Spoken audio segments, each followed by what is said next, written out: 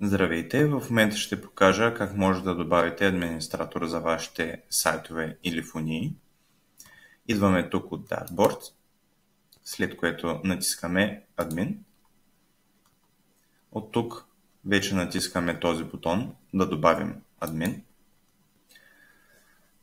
В долното поле може да изберем дали да е за всички сайтове или фунии, или да е до определена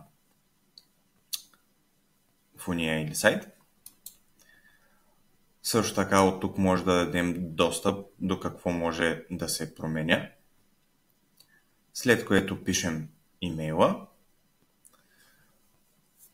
Натискаме изпрати покана, след което те могат да влязат през този линк, да създадат нов профил или да си влязат в техния.